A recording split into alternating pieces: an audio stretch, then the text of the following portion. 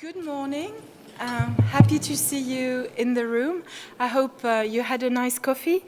I'm chairing a session this morning entitled Paving the Way for Cohesive Action on Soil Carbon Sequestration, the Role of International Initiatives in the Development of Monitoring, Reporting and Verification Frameworks that meet European carbon farming challenges. So I have a number of panelists with me.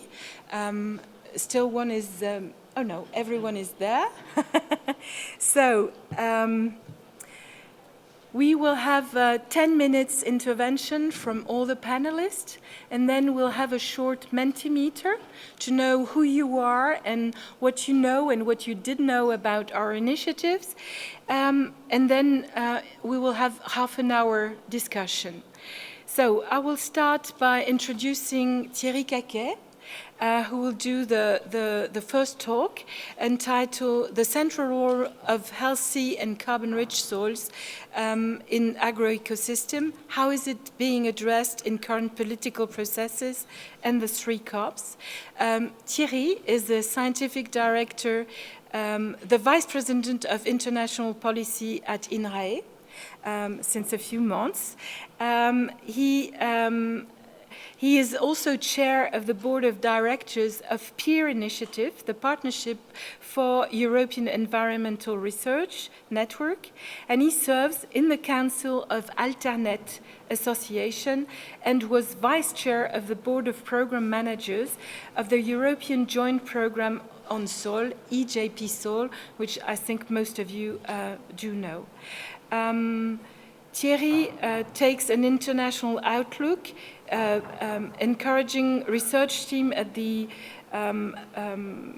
he used to be at the division of EcoDiv at INRAE, and he's now, he just succeeded to Jean-François Suzanne, our vice president, and acts as vice president of INRAE.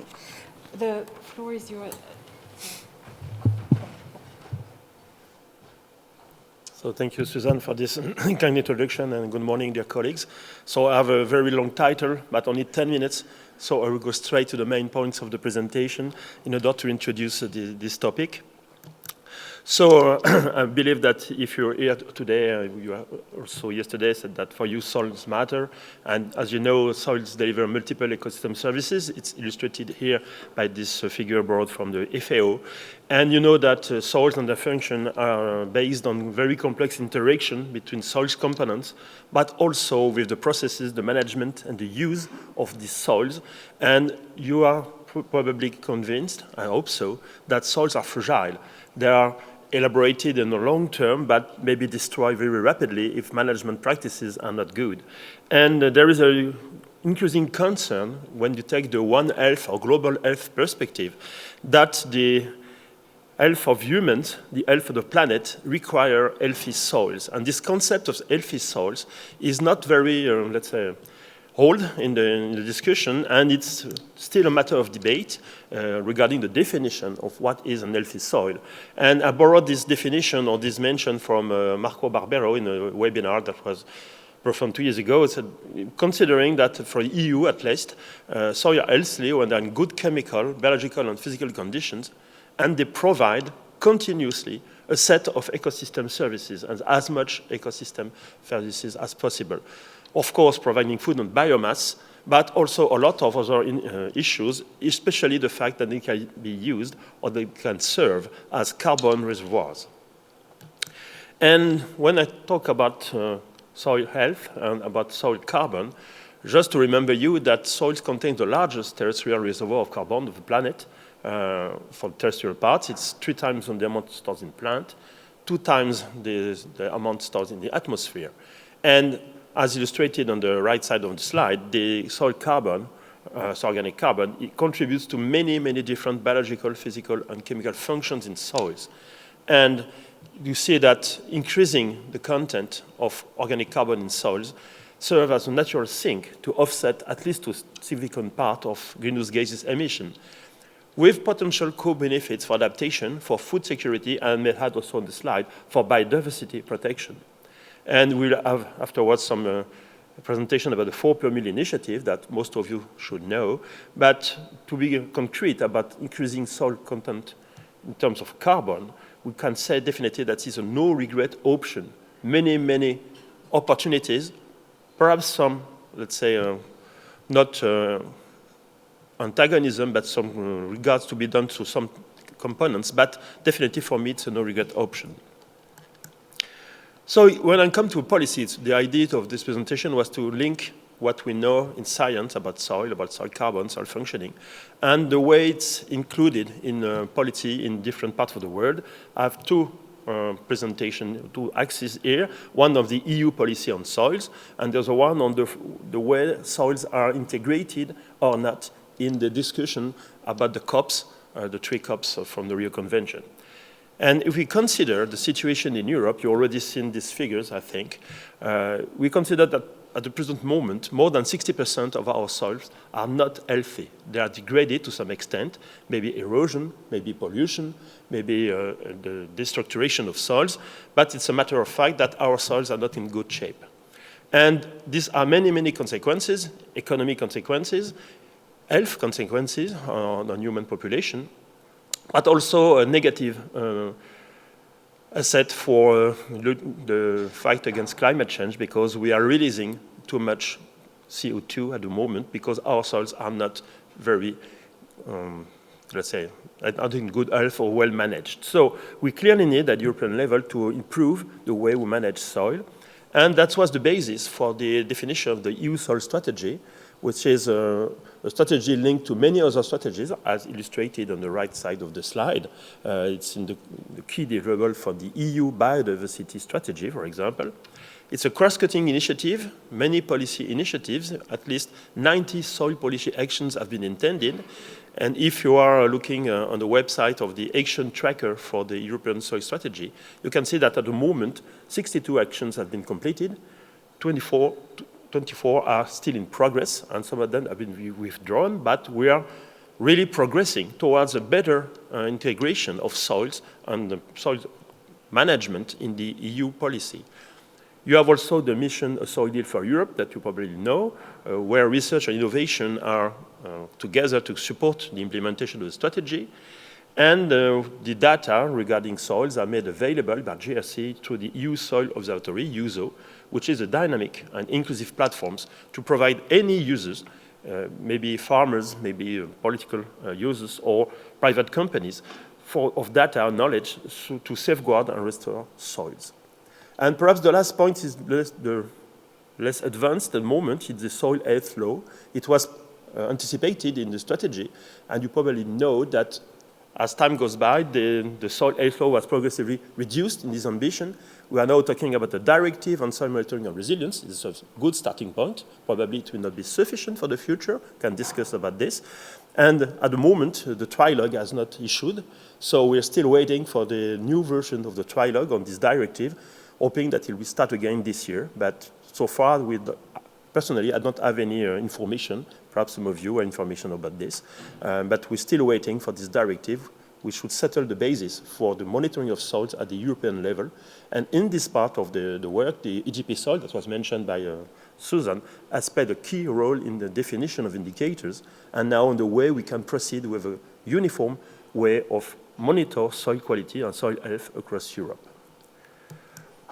If I consider the COP, here is a timeline starting 2014 with the 3 COPs, climate change, biodiversity, and desertification COP. Probably the major, let's say the foundation event was the COP21. It was 10 years ago with the Paris Agreement, where there were some concerns regarding the commitment to sustainable soil management and soil carbon sequestration, and where the 4 per mil initiative was launched. And by the end of April this year, we are celebrating the 10th year of this initiative, and we have some more details in a future presentation. The year after, in 2016, COP13 in Cancun for biodiversity stated that soil biodiversity should be part of the global discussions under the frame of land degradation and desertification discussion. Then at Sharm el-Sheikh in 2018, soil health was explicitly mentioned in the declaration, linked to one of the SDG SDG 15 on life on land. So progressively, we see that we start from a definite focus, biodiversity, for example, but trying to find the link with major issues like SDGs.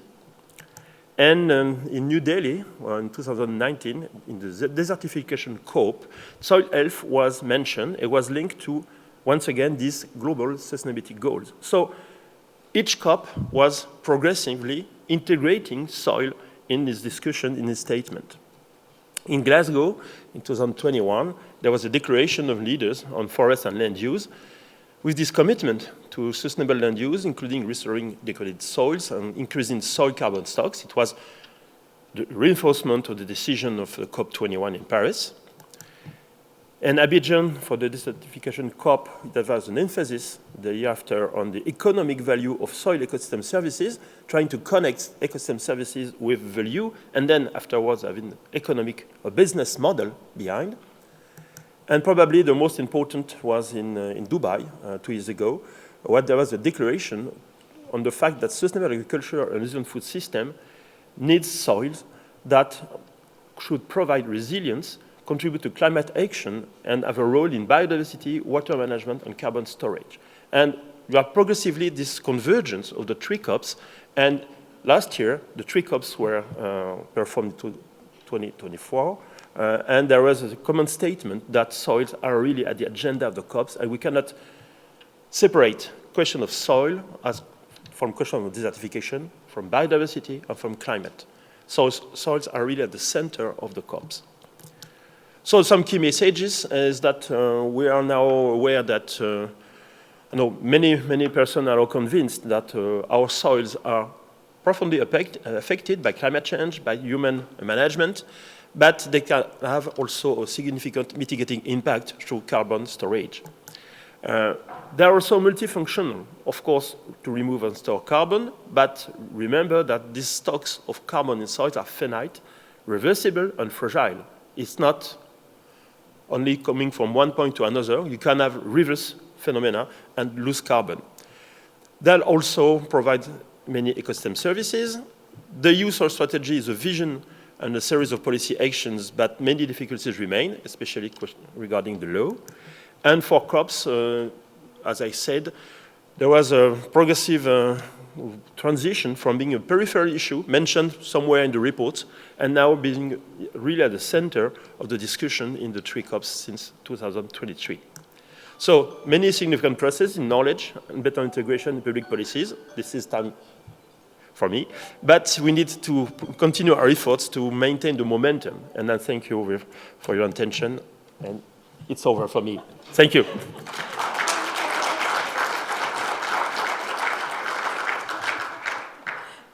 Sorry for that. I'm trying to keep the time, but I'm not very good with my telephone. So let me now introduce Dr. Claudia Schepp, who's a senior officer in the International Climate Division at the German Federal Agency for Agriculture and Food, and she acts also as scientific director of the International 4 per Mil initiative. Claudia has always been passionate about soils and the central role they play for ecosystems and the society. And prior to her current position, she worked in interdisciplinary research projects in Burkina Faso and Uganda, where she earned her PhD in soil hydrology. The floor is yours, Claudia.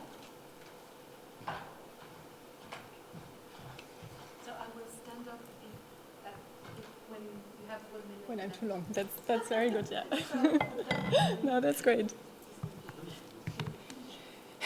Okay, thank you very much, Susan, for this really kind introduction. And also thank you, Thierry, for those words about the general importance of soil health and how it's been taken up in the international conventions and at EU level. And I think that's very crucial, and that's really also at the heart of what we at 4 per Mil are doing.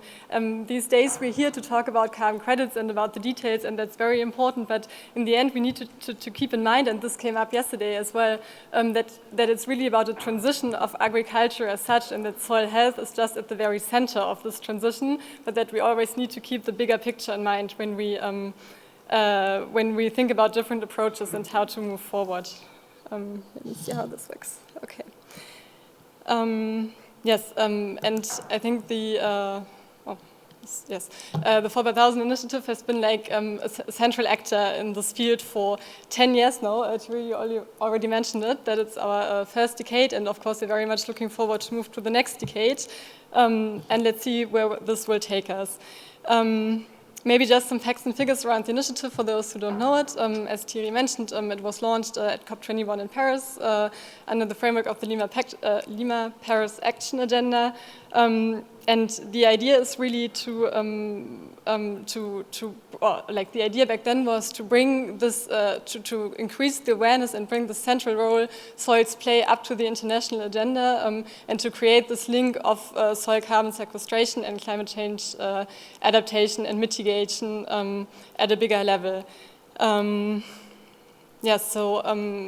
And I think like a central approach in that is to create an enabling environment for change at all political levels and along the entire value chain. And we do that by facilitating exchange and collaboration in a wide multi-stakeholder network, promoting relevant science and engaging in ongoing political processes. Yeah. Okay, so I said we're a wide network, so you can see like how the number of members and partners has increased over the years. Of today, we have over 850 signatories from 108 countries, which really come from all over the world, as you can see in the map there, and from all stakeholder groups, and that's very important to us, and I will come back to that later again. Okay. So we already heard a lot about the importance of ambitious regulations and incentives to guide market developments and to ensure that farmers are actually engaging long-term in carbon farming activities. And of course, we all know that for research activities, we also need a lot of public funding to make this happen. And we just heard about the great developments at EU level around that. But I think the first step for this to happen is always to really increase the awareness, to make people aware of the importance of the topic and to make a topic move up in the public and political recognition. And I think this, during the first years of the initiative, this was really one of the major tasks we had to do a lot of explaining, to bring the scientific proof around the concept, and to make sure that this is then being picked up in the political processes and in policy making. Yes, so we just heard that a lot has happened since then. This is true, like in the international, in the Rio Convention, so at the very bigger international level. It's true at regional level, looking at the processes in the EU. This is also true at national level, looking at the Australian soil strategy, for example. So I think we can really say that the public and political perception and recognition of the importance of the topic has been achieved and has progressed a lot. And I think this is like, and we as an initiative are very active in that. So we really try to engage in the political debates by having submissions, by organizing side events, by bringing actors together to really make the topic move up on the agenda. Yeah. And I think while we are specifically focusing on carbon farming during these days here, it's really important to always keep in mind that soils are really at the heart of ecosystem well-being, and that all interventions at landscape level ultimately influence soil health and soil carbon sequestration. So my second point in this short presentation of lessons learned is that soil health and soil carbon sequestration really need to be considered whenever we're engineering agro-ecosystem service, whenever we're engineering agro-ecosystems. And we do that by, for one, advocating for the importance of soil health, not only like in the Climate Convention, but really in all Rio Conventions and other international environmental processes. But we also do that hands-on when it comes, for example, to the implementation of indicators for soil carbon and soil health in publicly available tools like the NEXT tool, the Aurora, or the ABC map tool of the FAO. Yeah. And I think, thirdly, a very central learning for us was that we definitely need all players at the table. This is true when it comes to MRV, and we heard about this yesterday, that we have to make sure that we create the right data for the different end users, so for the monitoring efforts, but also for the farmers to benefit from the data we created. That this is just as true when it comes to the transition of agriculture at a bigger level. Because in the end, we need the transition needs to be supported by the right political instrument, by scientific innovation as well as knowledge sharing, but just as much by market access and demand structures. So we really need to see that sorry, no, I'm stuck my slides. So we need to make sure that everybody understands what's possible, what's needed, and what's likely to be successful. And we get there better when we have like a mutual understanding of what the different actors need, but also what they can provide and bring to the bigger picture of what's happening. And I think us as a multi-stakeholder initiative with over 800 partners from around the world can play a strong part in bringing those actors together and actually facilitating this dialogue. And one successful format we are following are the regional meetings, and we've been organizing regional meetings around the world to bring together actors from all stakeholder groups. During those meetings, we elaborate regional roadmaps, like to create a common vision of where to go and what the most pressing actions we need to take for each stakeholder group and together should be. And you can find those in the reports we created from those meetings, for example. And maybe I'd like to use the opportunity to also invite you to the upcoming regional meeting. So the next one will be in Rio from the 25th to 28th of June.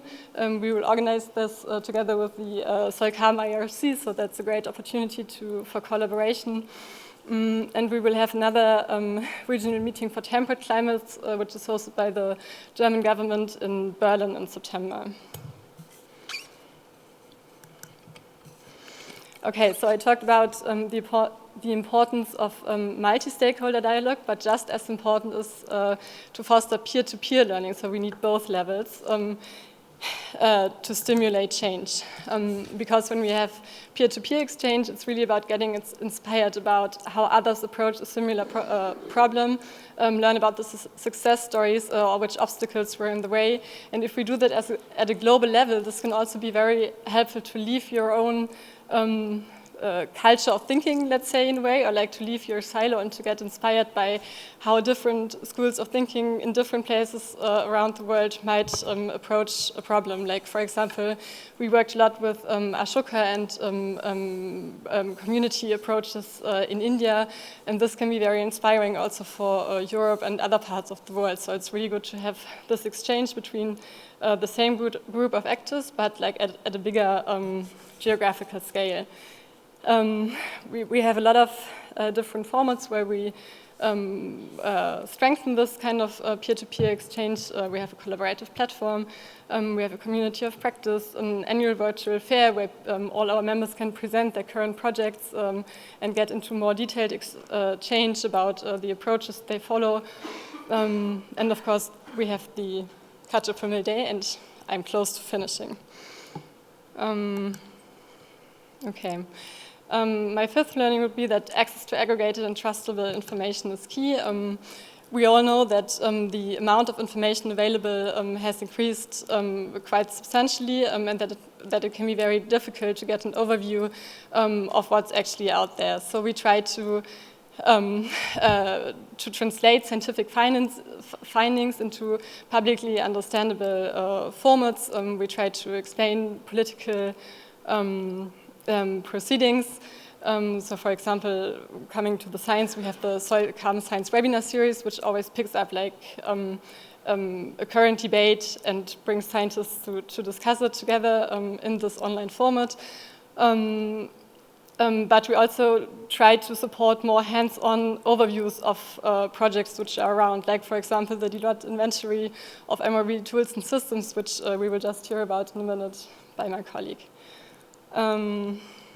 Lastly, we need to strengthen and coordinate relevant research, and the work of the Caterpillar Initiative has been supported by a scientific committee since its beginning. And I think it's great that nowadays the soil carbon IRC will take a very prominent role in really coordinating research efforts and bringing scientists together. And we are proud that our STC is the interim committee, scientific committee of the soil carbon IRC as well. Okay. By this, I will stop, and this is the next presentation. Yes, I'm looking forward to discussion, and I'm especially looking forward to your views on how initiatives like ours can support the topic and help us move forward more in the future. Thanks a lot. Thank you, Claudia.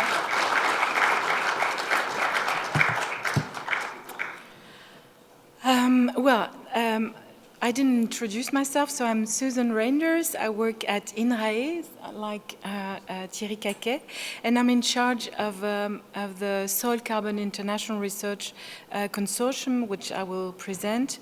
And this consortium was launched during the Soil Mission Week in November 21st in 2023. In fact, during the first edition. In fact, the Soil Carbon IRC is operationalized by the ORCaSa Horizon Europe project, which we lead, and with its partners and the consortium. So that Soil Carbon Research Consortium is started with a key team, which is here in the front, so Mathieu and Chloe working with me, but also a large number of participants of the ORCaSa project. What is it? So we have a common scientific vision to tackle a global issue, which is a common goal to raise awareness and science-based knowledge on soil carbon. What we have is a unique worldwide scientific community that is sharing data, practices, monitoring, reporting, and verification methodologies, as well as adapted business models. That community, that research community, is really there to empower stakeholders, to enable stakeholders to make informed decisions based on scientifically validated data. So that common vision is meant to speed up practice changes in the context of climate change.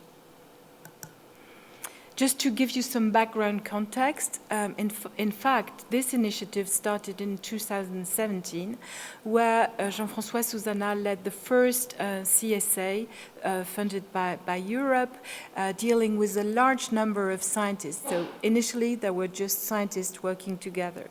Then I have set up the ORCaSa project, where we defined that what we want to do is really launch that soil carbon IRC, and so make things in order so that we have a governance, that we have some products that we can share with the community, and so on. So as I said, it was launched at the European Soil Mission with Christian Holzleiter, but also Kirsten Rosenow from the DG Agri in charge of the Soil Mission. What we do is really a co-constructed roadmap. We're not working on our own. We are always asking the international community to help us work on our governance issues, but also on some of the outcomes that we have in the program, on MRV, for instance, but also on other topics, on the platform that we have set in place. So as you can see, it started with ORCaSa. Now we are in the process of the ORCaSa project that will end by August 2025. But Soil Carbon IRC is a long-lasting consortium.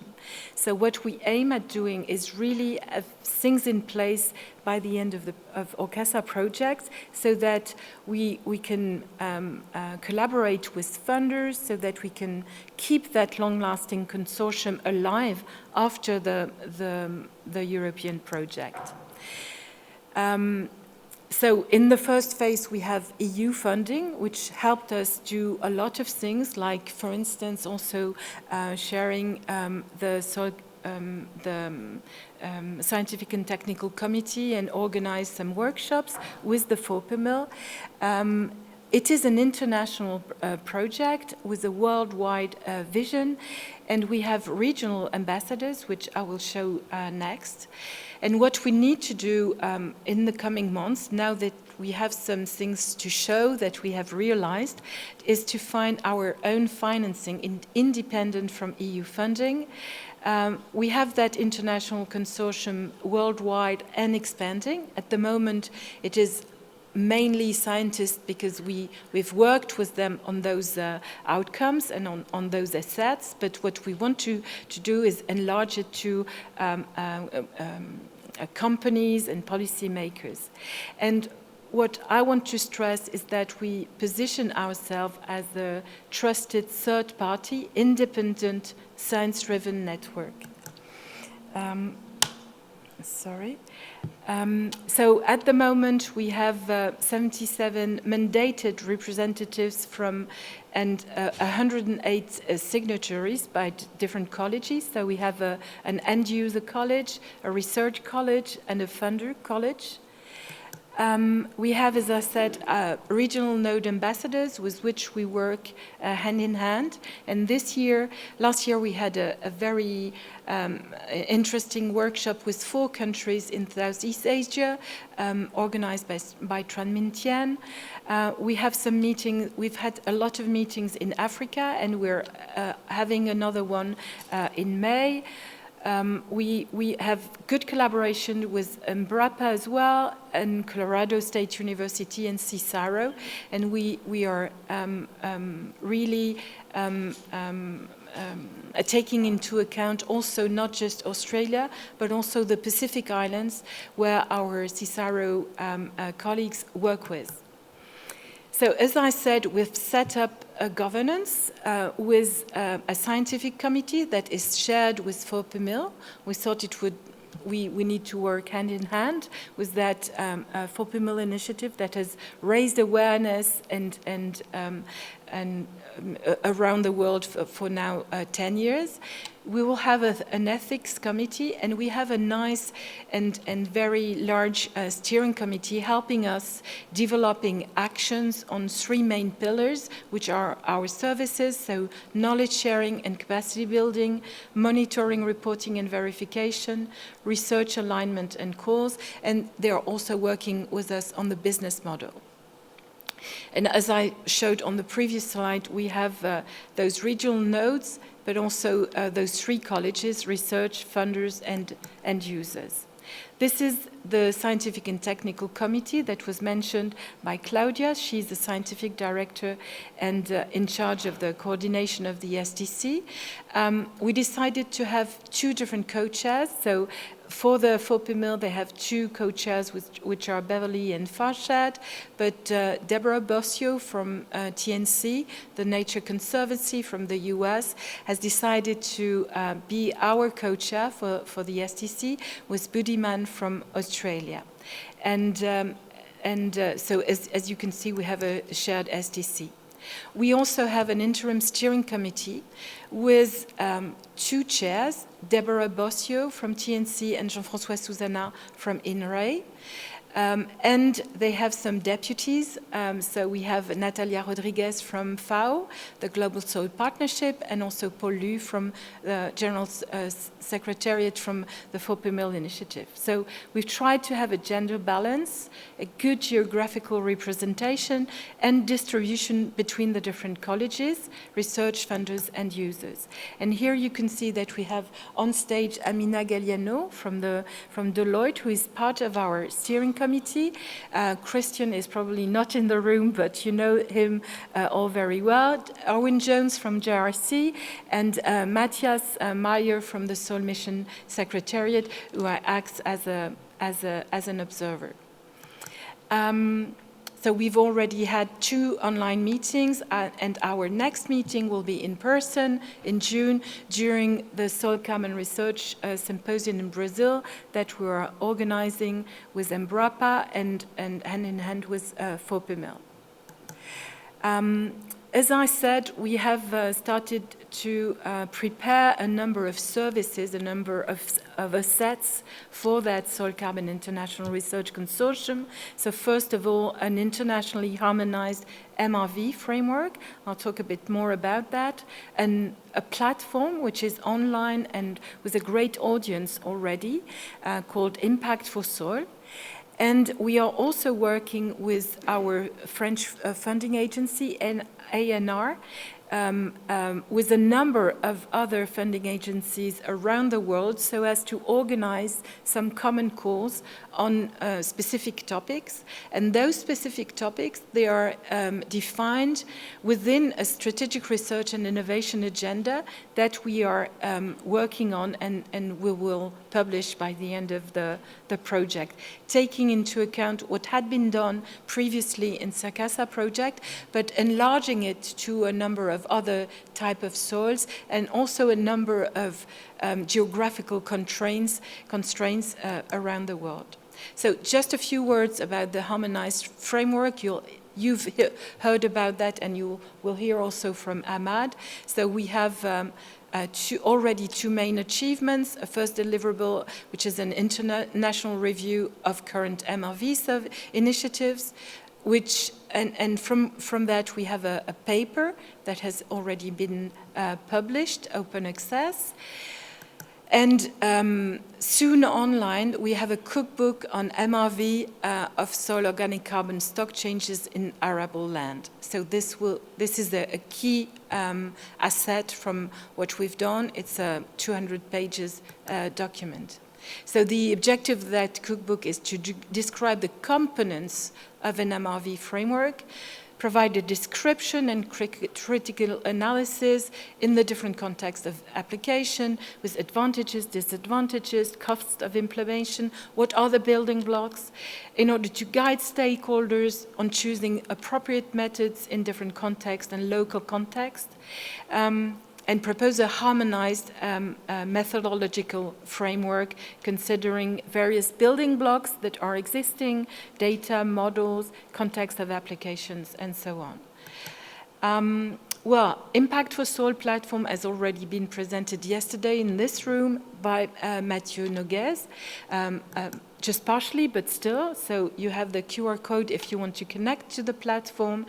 So it's a science-based, aggregative, and cooperative platform in which you can find 5 main modules. So one about geospatial data with maps, like you can see on that slide, a number of maps.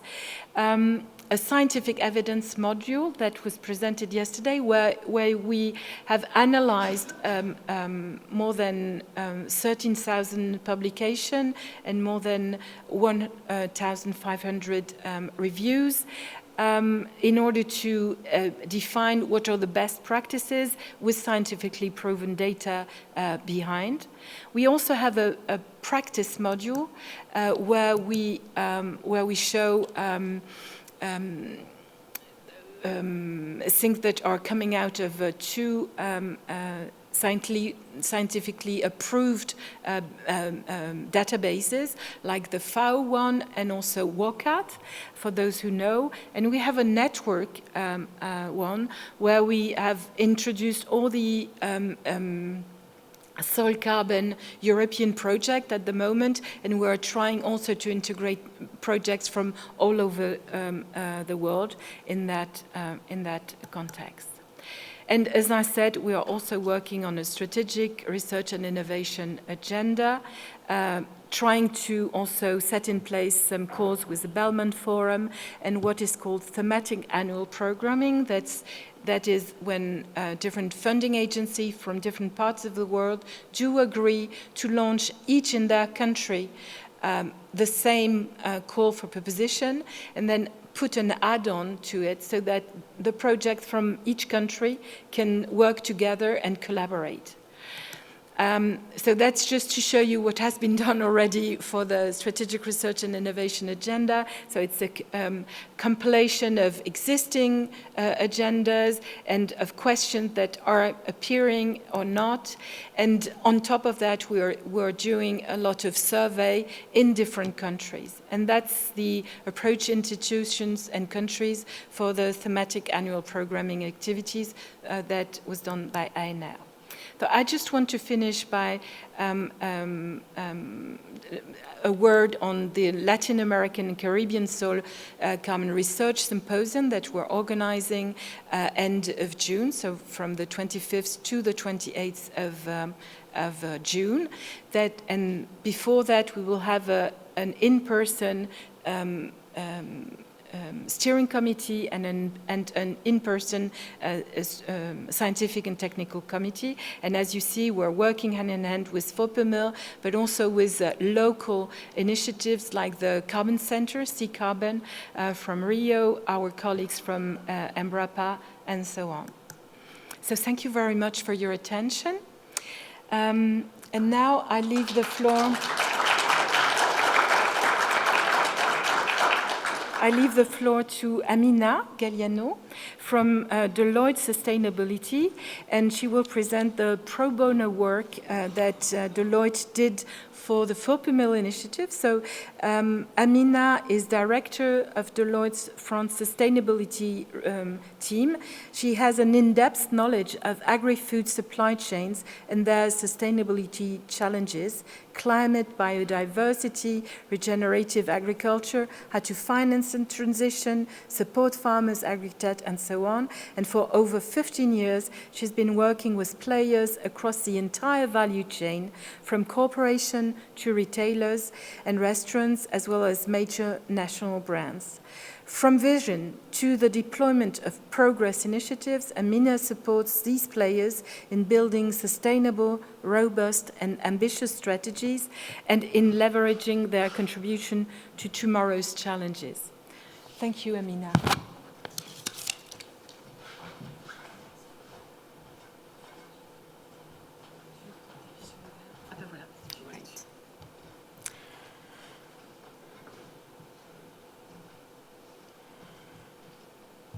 Hello, everybody. Very happy to be here and honored to present this work we did for the 4 per Mil initiative. So the need comes from a context, a situation, as organizations increasingly commit to decarbonization strategies. They need to operationalize this strategy, and here come some challenges. Then they struggle to roll out these strategies. The question raised was actually, okay, we know what we want to do at the first step, the third building block, but how to measure, monitor, verify, and report on the environmental impact of low carbon practices anywhere and over time.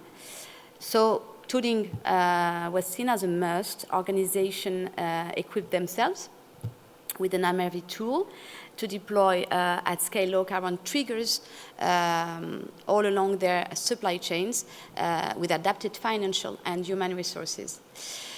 How to select the right tool?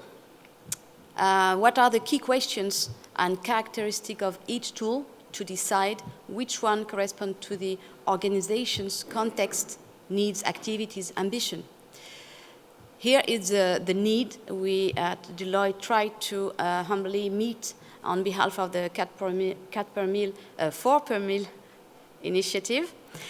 And we build an inventory. So what is this inventory? It's just a way to simplify decision-making by identifying criteria that can help you find the most suitable MRV.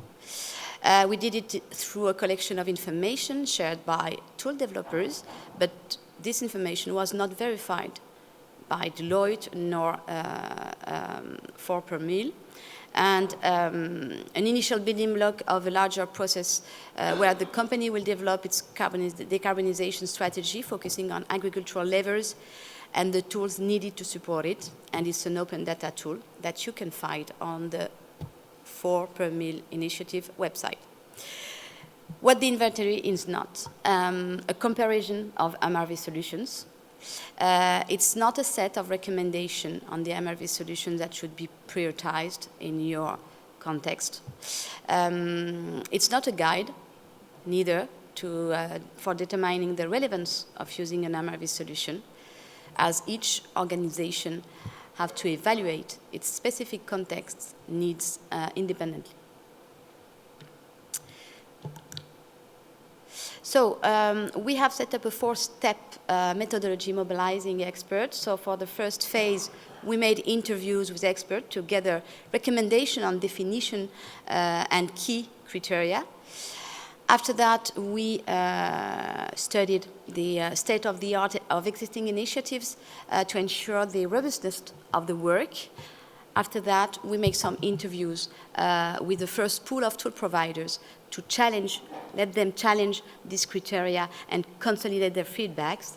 And after that, we send the questionnaire to a larger pool of solution providers to fill in our inventory.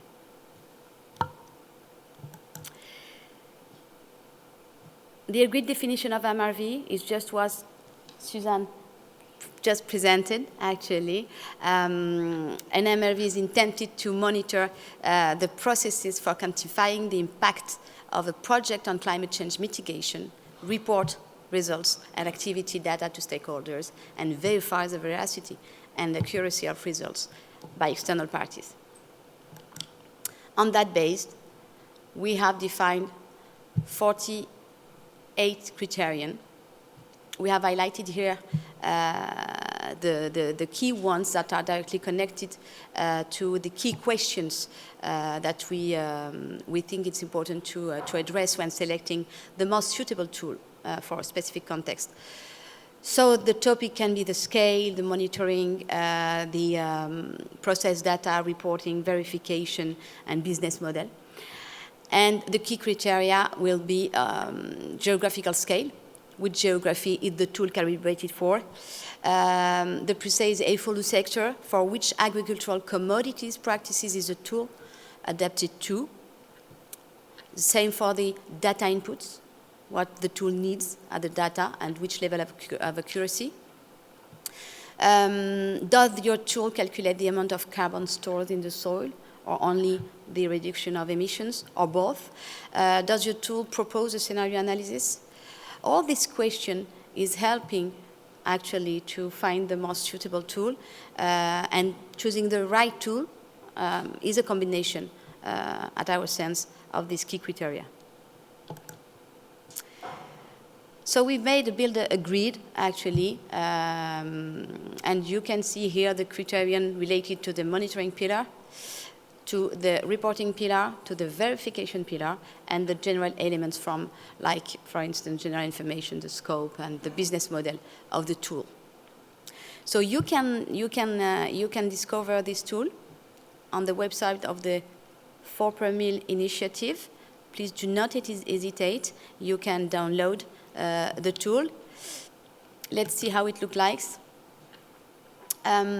So you will have to click on a research center button, and you will have this criteria, this list of questions, and you can clear all the questions, select according to your needs and context, and then you can see after that a list of MRV tools, their specificities, all the information we have gathered in order to give you the information, and then you can meet them. What's next? MRV is a fast-moving market, very rich, so this inventory has to be updated regularly. So the next steps are to set up how to say, a running process for updating the inventory. For the new MRV tools, editors will have the option to download the blank version. For already referenced MRV tools, they can download and update their version. and adjust actually the information.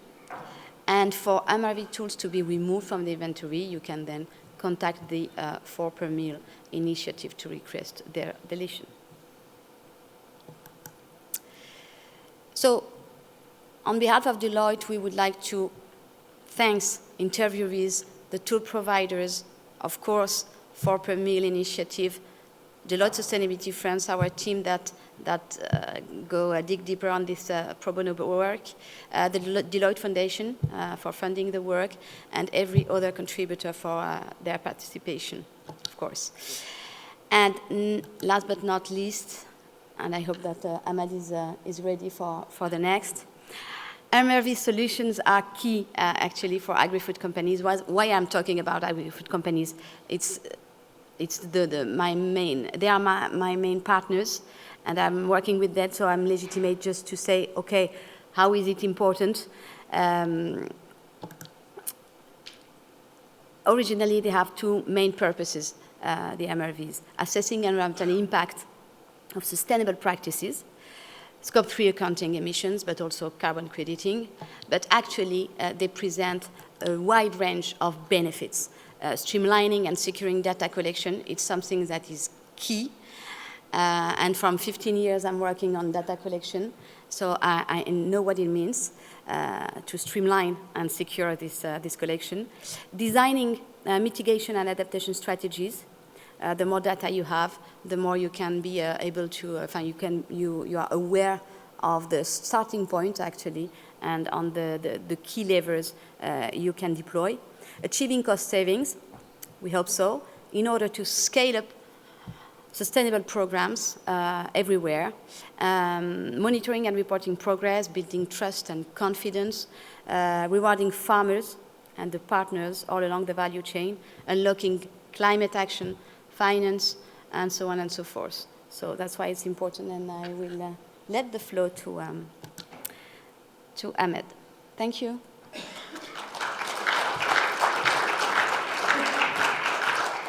Thank you very much, Amina. Now I leave the floor to Ahmed Albita. You've already seen him on stage yesterday. Dr. Ahmed Albita is the head of development of the Agri-Carboneo tool, and he's a senior expert in Earth observation at CESBio Toulouse. His research integrates innovative Earth observation, advanced assimilation, machine learning algorithm, and physical modeling to address climate change, mitigation, and sustainable development. He published over 120 research papers and book chapters, and he is involved with expert teams at Space Agency, CNES, the French Space Agency, NASA, ESA, and ISRO for satellite missions. And he also engaged in public-private partnerships. So the floor is yours. Thank you very much, Suzanne. I also like to thank my panelist fellows who presented really the context from institutional point of view, from international collaboration point of view, consortiums, and also private point of view on this question. And what I'm going to present now is a real action that actually was fostered through this collaboration and take advantage of this context with the European Commission also financing projects to answer a really stressing question about harmonization of MRV frameworks. And we're focusing here on assessment for cropland. I would like to acknowledge the contribution of Eric Ceschia and Aino Wayatsu from INRAE CESBio, who could not join us on this forum, and also the many collaborations on this work, which extend up to the IRC soil carbon partners. So, when we think about the MRV, we need to also think about the context in which the MRV is applied. Generally, we speak about the national inventories, and this is actually expanded from the Paris Agreement on the national emissions inventories, but which include also soil carbon and soil storage for croplands. The voluntary carbon market which actually can be divided into two concepts, the offset and the inset. So in the case of offset, the farmer actually is selling his, for example, wheat to a company, and he's selling his carbon that he stored in the soil as another product to a market or another company. For the inset, it's quite simpler. He's selling his carbon and his wheat and his carbon to the same company, for which then takes it, considers it in its SBTI, Science-Based Target Initiative, or the Scope 3 reporting of the company. And then there is a last one, which is agricultural and environmental policies, because indeed, like in the US, when we saw a very high implementation of carbon farming, we saw that it's also because the California state and some state initiative subsidies to encourage the market, and then there was a mix between the inset and these influences. So these approaches, the policies play a major role. And here we are at the European Carbon Summit. We know about the CRCF European Commission initiative. We know that it will have a direct application on the CAP, so it's an important context. So what do we know about this MRV implementation? We know that there is a multiplication of MRV schemes, either for voluntary carbon market or for natural and national inventories, okay? So I would like you to raise your hand if you're using, so when we speak about the MRV application, where there is sometimes a measure approach, there is the modeling approach, and there's a practice approach, and sometimes there's a hybrid approach, which actually uses measure plus modeling. And we see like the Vera, which has been spoke about, the label bas carbone in France. So I would like you to raise your hand if you're using a measure approach for, or is it designing or using or implementing a measure approach? And so then I want you to raise your hand if you're using modeling approach. And if you're using combined measure. Okay? And if you're using national inventories. Okay, so if you're using national inventories. Okay, so what we see that some people raise their hand using different approaches, right? Which means that there are many, and they need to understand how they go, all these methods go into a common framework, right? So there's a jungle of MRG schemes, and this is a paper that was published by Demenois stating this. So we need to harmonize a multi-context MRV framework. Conceptual framework has been published already. We see here three examples. The first one is the Porsche et al. Multi-context MRV, the Smith et al., which are well-known papers actually published, right? And then I added the one that I made with the internal note. Is this, the last one you see here is actually an interpretation of the CRCF directive that has been voted last year, how actually it converts into a MRV scheme in terms of getting the accreditation, the verification. So we see some different, like audits corresponds to verification in this directive, but still it has the same MRV approach. So we need a common framework, and the first step that we have done during this ORCaSa project is working on a definition of the components that go into the MRV. This is the first part. Clarify the role of building blocks that goes into an MRV. Once we have done this, then we needed to go more in depth into what goes into each of these building blocks. So first thing, we needed feedback. So how do we get the feedback? We get first to ask people, as the stakeholders, as the research community, as the private community. We're working with private companies also, with different partners. So we organized a joint session from the ORCaSa Marvic project on monitoring croplands, where we actually engage with these stakeholders, having their feedback with real question, with statistic about their opinion. And it has done globally. So this is an objective to go global on the harmonization, with the session for the Pacific, Asia, Africa, and Europe, and then the Europe, Africa, and Americas. And we had more than 180 participants engaging, and then from these, then we got out with, okay, this is a new one. This is the details that go into each of these monitoring, reporting, and verification.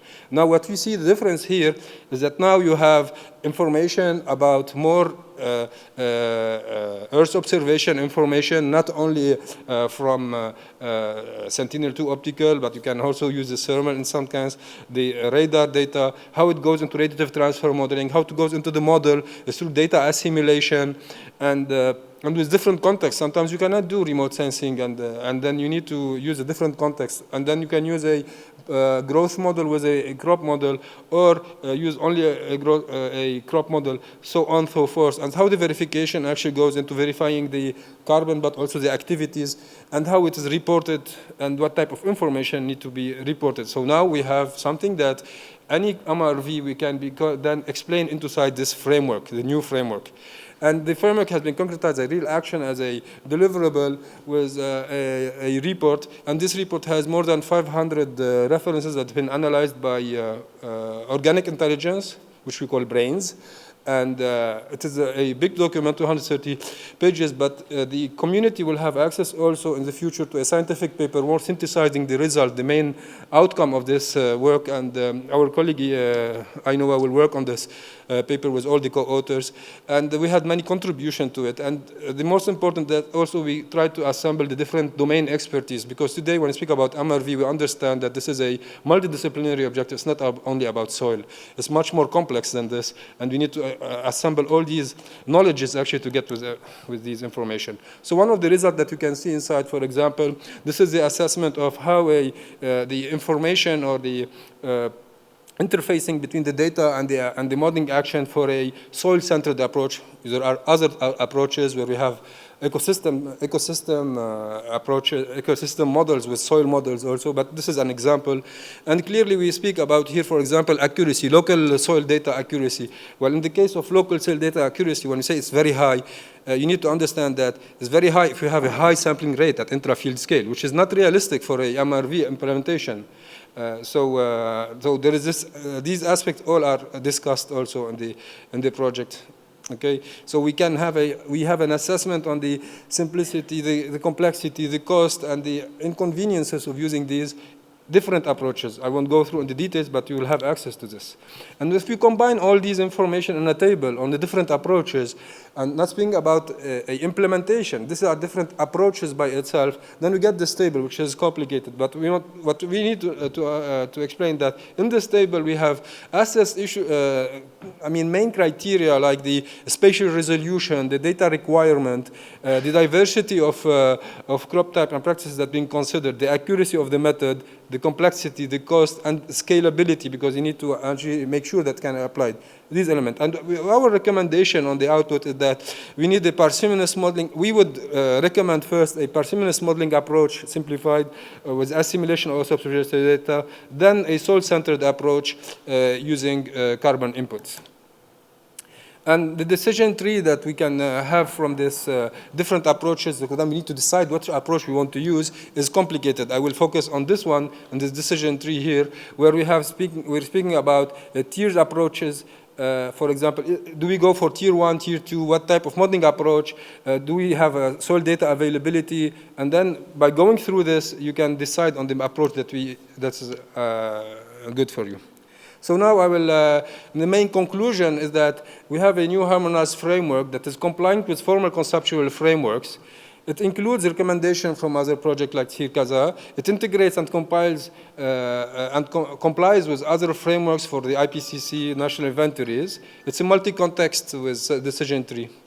And it has a state-of-the-art modeling approach assessment. So my last slide. What are the next actions? We working on developing international in-situ monitoring network. This is important, I think, action to support these MRVs to make a intercomparison with the different approaches, and have the collaboration between public research and private sector to build scalable solutions, so implement the solution into the companies, enhance the research and knowledge through international collaboration, and adapt this framework to other contexts. And this will go into what Suzanne has already presented on the MRV services for Soil Carbon International Research Consortium.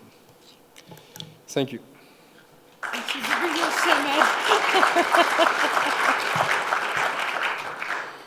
Well, Well, thank you very much, all the panelists. Now we have a Mentimeter. Can you please show the slide of the Menti? Because I have quite a number of questions for the audience. So, which stakeholder group do you identify yourself most with? A researcher, a farmer, an industry player, a policymaker, other?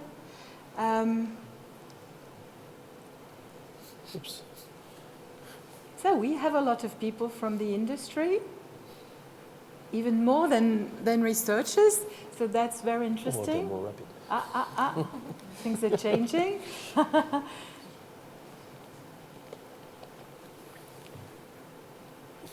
Okay. Well, thank you very much. So we have a mixed audience with a lot of industry and others. I don't know who they are. Some farmers still, and policy makers. So thank you for this question. Let's go to the second one, please. So are you a signatory of the Fulpe Mill International Initiative? Some are, yes. Great. Yes, and I also suggested never heard about it, which I fully understand is possible. Same for the initiative I'm leading. So, okay. So we have 9 signatories in the room, Claudia. Okay. Let's go to the next slide, please. 10. Are you a signatory of the Soil Carbon International Research Consortium? Well, a lot never heard about it. A lot of no's, but still some signatories. So, thank you. Well, perfect. We'll stop here. And then the next question is, do you want to know more about the Fulpe Mill Initiative? And here you can write whatever you want, your email address, or saying, hi, I would like to discuss at the lunchtime. Okay. Don't hesitate to contact us directly or send us an email. Well, a lot of yes, Claudia, for you. And you wanted to also ask some other questions about this part. If people, Yeah, I think. if you want to join me here. Thanks, Susan. Just we didn't implement this in the Mentimeter yet, but I think like what we are aiming at is really to get like a vision of like where to best contribute in the next decade of the Culture per Mill. So if you have any ideas like where you feel like in your area of expertise or of action you could benefit from an international multi-stakeholder initiative like ours, please just drop that, because we're really looking like where to best engage. So it's not there in the question, but it's like a free answer field. So any ideas you might have, any wish for support, ideas for activities we could do together are more than welcome. Thanks. Thank you. Well, now we go to the Soil Carbon International Research Consortium. Can I have the next question, please? So do you want to know more about the Soil Carbon International Research Consortium I presented?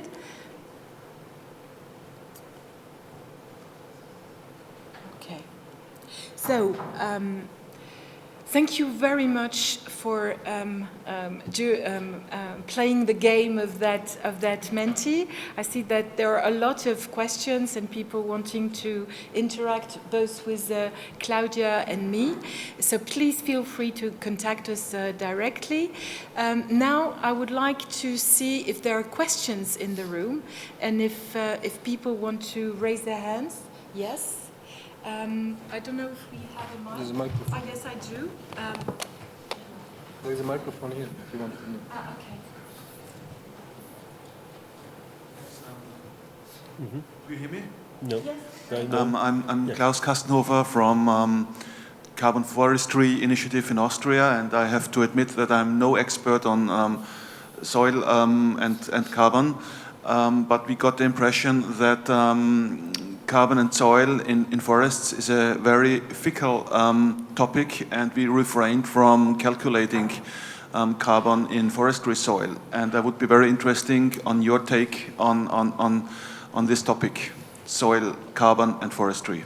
Okay. Well, this is a hot topic for us, and this is why we are working on that, on the amendment of that strategic research and innovation agenda. And the person leading that update of the agenda is a soil scientist in forestry. Her name is Delphine Derrien. So I will be very pleased to put you in touch with her so that you can, phrase, the questions that are arising in your domain.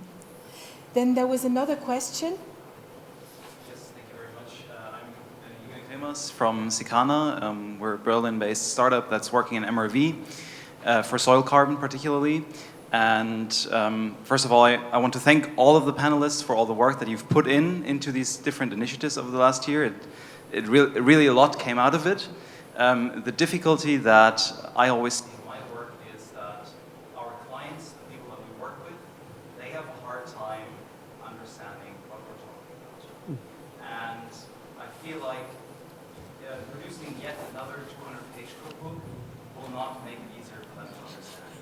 So essentially this comes down to now us as a company digesting this and translating it for the clients in the field. And to some degree, it's a little bit heartbreaking to see that these initiatives have now been going on for 10 years, because it feels like over the 10 years, thank you very much. Over the past 10 years, it seems like we've had this window of opportunity after the Paris Climate Accord where a lot of policy, a lot of funding was going into the sector, and we were able to do all this research with a lot of valuable outputs. But we have failed to bring this into the practice. And it seems that a little bit on the political side now, this window of opportunity is closing. Funding is drying up. We will have to diversify the sources of funding, and we should still try to roll this out, bring this out into the field for the farmers. And this is my question: how can we use this closing window of opportunity now most effectively to really bring this into action? I was very pleased to see the presentation from Deloitte. I think this is a pathway towards bringing this into the hands of the people who are working on the field.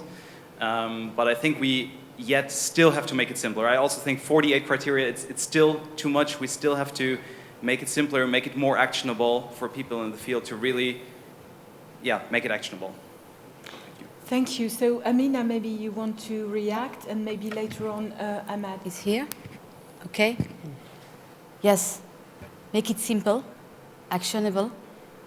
You have to anchor on value. What is the value for them?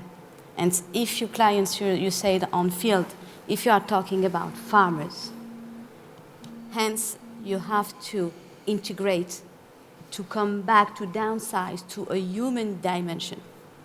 Now you are talking to one entrepreneur. It has to be accessible for him or for her. So you have to anchor on value, very simply. And then for the rest of the part, the scientific part, the trustable part, if you are legitimate, credible, then you have to bring, as I used to say, a guarantee, but no deep into the details if it was not asked at the beginning. Anchor on the value, what their interest, and how this solution can help them move forward for any dimension. It can be a social dimension, it can be a profitability dimension, it can be a compliance need. Yes, anchor on value for them. Thank you, Amina. Maybe, Ahmad, you want to have a word also on the... Yes, this is, I like very much the sincerity of the comment and the straightforward opinion expressed here. It's a big subject. I think we will discuss also after this your question, but I will give some elements into the question. So the first one is, why do we need another report, and then how it's used? Actually, what happens is that we ourselves, as developers of MRV, we have operational MRVs that go into companies, that companies have clients, and they use them, and then there's different approaches. What's happening with the different companies going in, that they have so many methods. If tomorrow you have a new one, with Vera a new one, 00, not 42, not the 53, so 76, and then with the 76, it's a new approach. Then you comply with the new approach. But you don't know why. You know that you need to comply with approaches. So how about we try to harmonize and then to explain why this is going for this direction? I give one number. I gave this number already many times at the conference. I'll give it another one. If we measure in France, we have 9 million plots of crops. If you measure over a course of 5 years or 3 years, soil carbon with 3 samples, the rate of 5 years, multiply by this by the price of the sample, okay? This is 2.7 billion euro. This is a new economy, 2.7 euro, people coming to the site, a farmer getting day off to go with them and do measurement and go to the lab, and the lab is getting money and everything. And the price of this does not cover the carbon, so it's in loss. And also, this 2.7 is about 40% of the 7.3 per year, so the other one is not per year, for 3 years, of the cap. So it's not cost effective. Your client, now I answered the second question you asked. Your client wants to know if he will lose money or not when he goes to you for this question. It simply goes to this. What about enhancing the whole soil health and everything, this interests him, and he is ready. We know that many exercises, they are ready to go for zero net, but having a soil, but they are not ready to lose money. So the risk and all this stuff. But you to know if this will be good for him, you need this harmonization, and they need experts coming in and speaking together and not going each one with a jungle of MRVs, and then you need to spend even more time to test which one will work for you. So it's also loss of money for you. And then we can continue afterwards. Thank you, Ahmed. Are there any other questions? Yes, here in the front.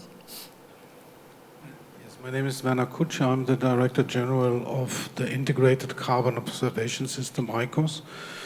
And we are providing already data from many flux sites all over Europe. And I was very happy to see that you mentioned in the last presentation an international observational network, and also that you are thinking about more than repeating stocktake of soil carbon.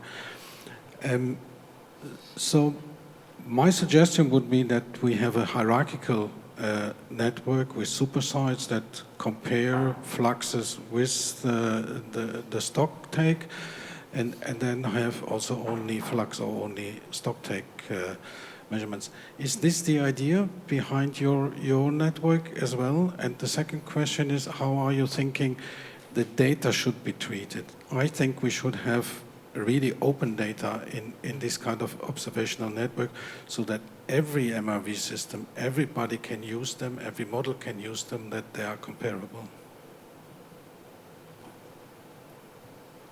Yes, it's a pity my colleague Eric Ceschia cannot be here to dwell on this question. So the idea is not that we are making the network, we need a network. And this network should mainly use the backbones of observation networks in Europe and across the world, like the ICOS, like the FluxNet. For sure, these are the backbones.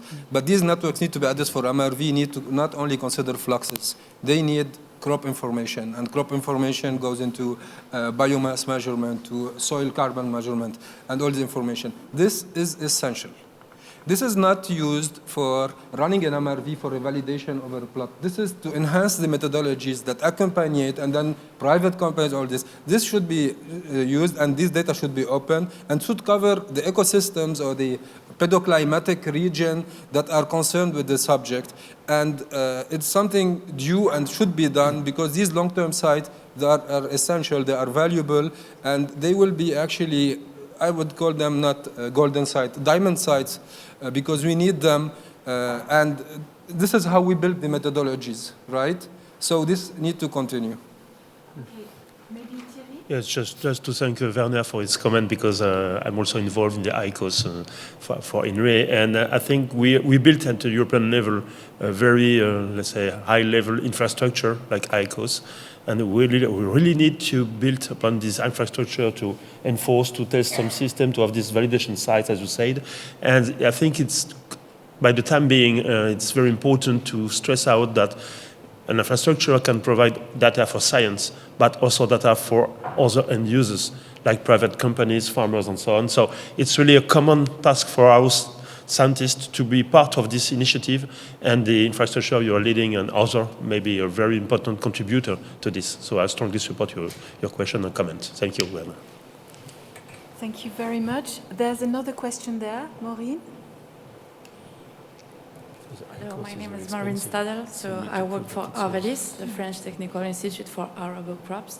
And thank you for this presentation about those really nice initiatives. As I understood,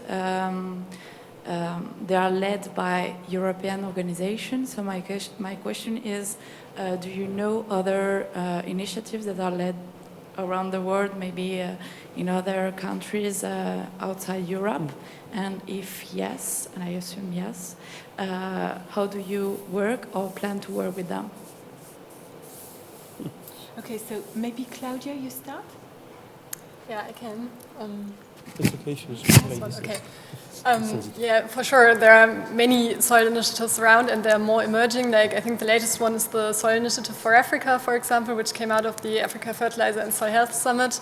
And with them, for example, we have close exchange. We try to organize, like, for example, we're envisioning an East Africa regional meeting where we can really work together and try to bring our global experience to the regional expertise. Yeah, so I cannot give you like a full list of all the soil initiatives which are out there at the moment, but happy to link up, and like we have a full list of partners where you can actually search for the actors you would like to work with. So you can have you can enter certain criteria for the kind of actor, for the area of expertise, and then it will give you like like a list of partners to work with. And considering the Soil Carbon International Research Consortium, it's the same. In fact, when we started, the first question we were asking ourselves is, how do we position ourselves amongst other existing initiatives, like, for instance, the FAO Global Soil Partnership, or there is also a scientific consortium on soil carbon, but just for American researchers. That's not very vivid, but still they are existing, so we are talking to them. But we really wanted to make the link, and this is why in every and each of the assets we are developing, like the one that was presented by Ahmad, we are working with those other initiatives, and we are asking them to collaborate with us and give us their inputs. Another question? We still have 1 minute, so yes, there.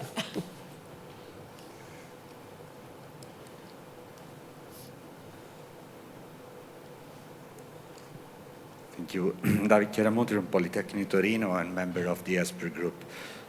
Thank you. It's a very interesting point, but this session is an international dimension. But I note, also connecting to the previous question, that I miss a very important point in your vision, which is broadening your vision. The scope here is to try to build also business cases to implement these things, particularly refer to the cut pool mill initiative by INRAE, which was, I mean, a reference for all of us. There are other legislation in place in Europe and outside that is already binding, and that can be the instrument to develop this. And I didn't hear anything about it. Just few examples. ICAO, International Civil Aviation Organization, is introducing soil carbon accumulation. This brings us to the volume of sustainable aviation fuels, carbon in soil connected to the fuel. The same thing is happening with IMO, International Maritime Organization, where soil carbon accumulation is in the legislation. In Europe, RED II implementing regulation is in place, is binding. There is the ESCA factors. ESCA is emission soil carbon accumulation. I mean, these are markets where the groundbreaking impact of carbon in soil is there, is ready, and sometimes is even already priced, like in Germany or in the Netherlands, which reports these fuels in terms of euro per ton of CO2 equivalent. So, I mean, if we continue focusing only on motivating farmers without discussing legislation which are there ready to be deployed, I think we missed an important point, and that's international. The rest of the world is going in that direction. So I was coordinating the SCA factor in ICAO, so we developed the methodology. So my suggestion is that's a great work. We now need to frame this into what is already there that could mobilize the resources to implement at scale, because what we need is at scale. It's not just living labs, which are good for research, but they don't change anything. We need scale, and fuels is one of these opportunities. Bioeconomy in general, biopolymers, we could speak many of these products. So what is your view? Are you looking into these things, or are you just focusing on the farming itself activity? Thanks. Do you want me to take this one? Yes, you can. Yeah, start and we'll complement. Okay. I think that first, whatever, all the context you explained, in all of these, you need a quantification, right or not? For all these contexts that you mentioned of financing opportunities, you need to quantify. Of course, we have 40 million tonal equivalent SIFE in Europe, for example. So we need to quantify. So once you, what I want to say is that this is, how you quantify is very different ways. Now this is a way, what we presented here is saying that we need to understand, to harmonize how we want to quantify them for these markets to get opportunities. Tomorrow there is a session on financing, right? I think that I would invite you to come into these sessions about financing, about the criteria to go push forward on the financing. I think your comment would be very interesting, and we didn't include this kind of comment in the discussion, but it's very interesting on the how we can push the next step. So you are in the next step, right? And this combines to this one, but you need to define groups of expertise and group of interest. I mean, myself, I'm not a policymaker, for example. What you mentioned would be nice to have, once you have this harmonization, how we can push them for the policymakers, and then this would make another expertise to how we can help to go there, right? Okay. This is so this is the context of what we have mentioned here. That how can it help? Then it is a financing. Yeah, perhaps just a reaction. I fully take your point because. We are used to think in sectoral dimensions, agriculture, forest, and so on. So, and the question is really systemic. So I get your point. Probably it's because, from my perspective, it's because our research organization is more devoted on agriculture, food production, and forestry. And, but we also have, let's say, concerns about the production of energy coming from biomass, so all the bioeconomy and circular bioeconomy dimensions. So probably it was missing in the presentation, but I think if we want to be really at scale, as you said, we need to be more, let's say, cross-cutting across sectors, and having in mind that also sectors than farming are key players in this. So I fully take your point. Thank you for this, and we'll think about this in the integration for future activity, especially with the IRC, but also at the institute level. Thank you. If I can enrich just this point. Yes, very interesting question. From a business point of view, to get traction on carbon farming, it had to come, mainly coming from the buyers. And so the agri-food companies, if they say to their supply chains, now we need to account any carbon farming, we need to deploy it, we need to know how many greenhouse gases emission we are reducing, how many carbon we are sequestrating, and the legislation is already here, then they can move, they can make supply chain and farmers moving towards that. So we need an impulse, an obligation, I would say. Once companies are committed or when they have to be compliant, then they are moving. They are not thinking a lot after that. And hence, when they are moving, we need that the context regarding regulation and finance to be set. And now they can get traction.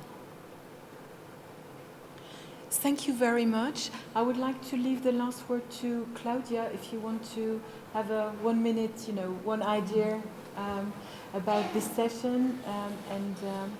Well, the floor is yours. You can conclude. Thank you very much, Susan. I will be very quick, as I guess people would like to go to lunch. First of all, I would like to thank all the people on the panel who presented their work, and Susan for organizing the session together with us. Thank you as well for your questions. I think that's very important points, and I think this is really the point where we are. Like, we are at a level where the international awareness for the topic is very high, and where we can move forward, as you just mentioned, or maybe like the window is closing. I'm not sure. I hope it's still wide open. So let's make sure it will stay open. And I think this is where we also come in as international initiatives. So we have to make sure that the topic stays high on the agenda, but also to make sure that we move towards actual implementation and that we get all stakeholders on board who are using the products we and partners are creating in the right way, and that we explain to them how to use them, and that we also understand like what they need and how we can support them. So I think we're all very engaged in that. We're looking forward to moving this topic further, and thank you very much for being here today and for shaping this future of soil carbon farming together. Thanks. Well, thank you very much. Can you please give a big applause to our panel?